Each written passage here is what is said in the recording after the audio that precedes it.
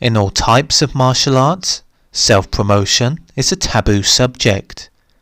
The reason for this is that it's usually done for the wrong reasons.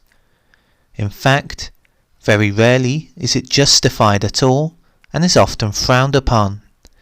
The reason for this is that it goes against what most martial arts stand for, which is against poser culture. Some people have no problem with others' self-promotion, whereas most take it very seriously and despise fake black belts. Technically, anyone can give themselves a black belt.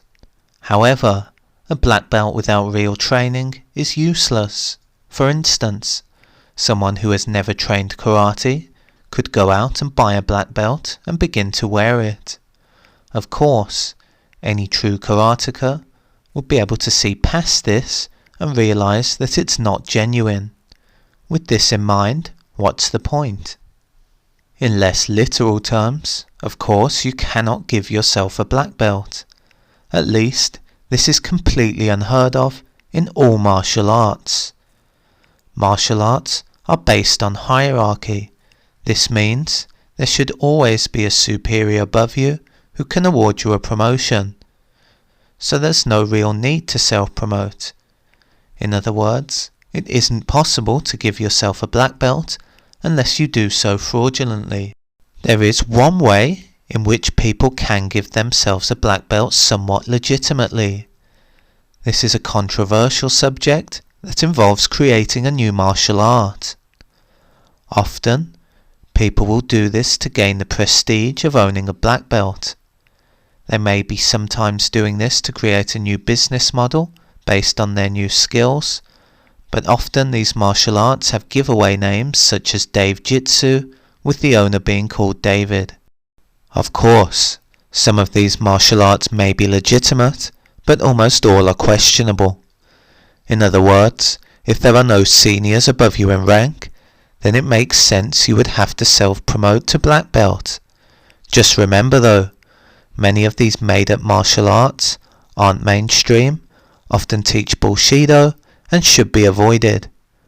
Once again, the likelihood is that these people gave themselves a black belt for image and nothing else. So far, we've established that self-promotion is a dodgy topic within martial arts. Now we shall give an example of when it is more acceptable to self-promote. If you're born in a country or place where there are no martial arts nearby. Most Westerners will be alien to this concept, but it is something that goes on in other countries. Even in backwater towns in the USA, this can happen. Here, you may find someone who has put in the time and effort to become a black belt, yet they have never received a single promotion. This is a very rare occurrence, but it still can happen even in modern day. Most of the time, this issue can be resolved by contacting a local practitioner in the same discipline who is ranked above yourself. For instance, if you were to train Brazilian Jiu-Jitsu and were stuck at a purple belt for many years, you could arrange a black belt to test your skills with. If good enough, you could be awarded a higher belt. Sometimes people will travel to faraway locations to get a promotion if they struck up a relationship with a senior practitioner. Having said this, if this were completely impossible, then it would be somewhat okay to self-promote.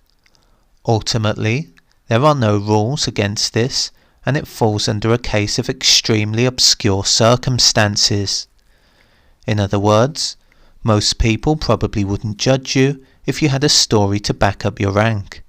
Still, if you were to promote far too early, then you would likely upset a lot of people who would end up looking down on you.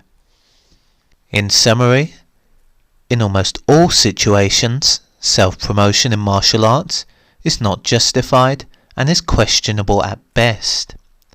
However, in some rare cases, it can be justified if your situation was very unique and there were literally no other options. In summary, self-promotion in martial arts is rare, but it does happen. At the same time, there is a saying, the mats don't lie. which suggests that if you're good enough, you'll be able to prove it. With this philosophy, you can't go wrong, and it shows that ultimately, belts are just an indicator of skill and aren't the be-all and end-all of martial arts either.